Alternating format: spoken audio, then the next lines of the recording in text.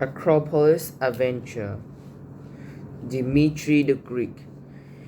You must be Brady. Surprises, Brady stopped and looked around the cafe. Over here, young man, the voice continued. Are you Dimitri? Brady asked. Yes, he answered. Dimitri's head was completely bald and tanned by years in the sun. His eyes were bright and welcoming. Even though the man was sitting down, Brady could tell he was tall. Brady was on vacation with his parents in Greece. They had arranged for him to meet Dimitri, an old family friend, while they went to the Athens National Museum. So, you know my dad? Brady asked. Yes, and I'm happy to answer any question you have about Greece.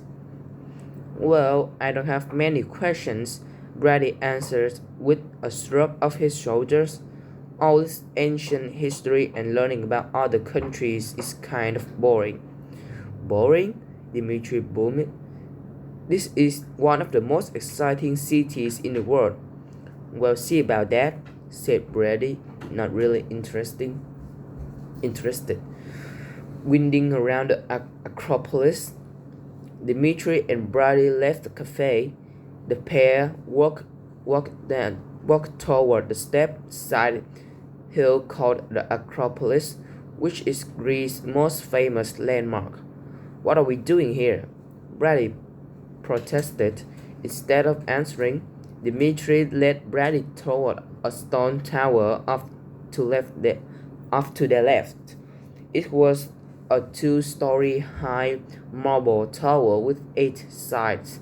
At the top of each of the 8 flat sides was a carved feature. Brady, tell me what you see, Dimitri said, pointing to the tower. I guess I see a tower, Brady answered. That's obvious. Dimitri smiled. Look closer and tell me what you see. Brady shut his eye and focused. He noticed several small metal rods rust with age.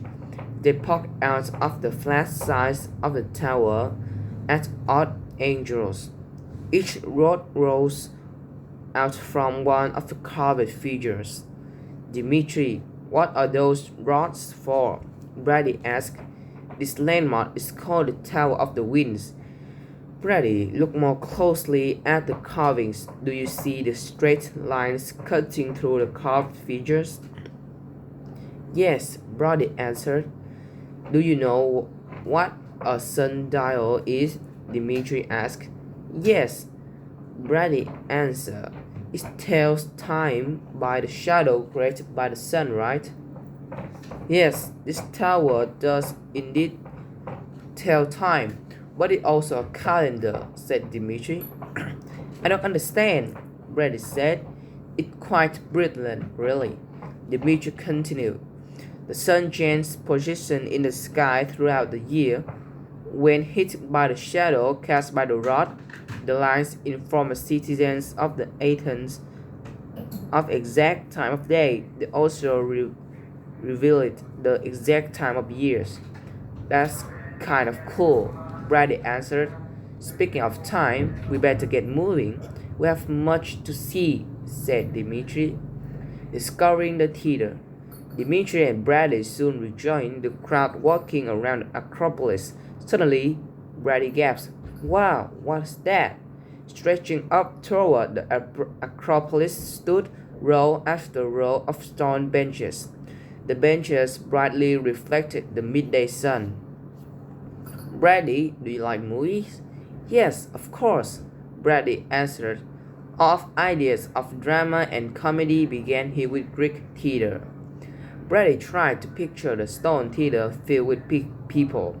The actors must have struggled to have their lines hit by those seated in the very top rows. Dimitri, Brady asked, did they have microphones back then? Brady, it's called 400 BC.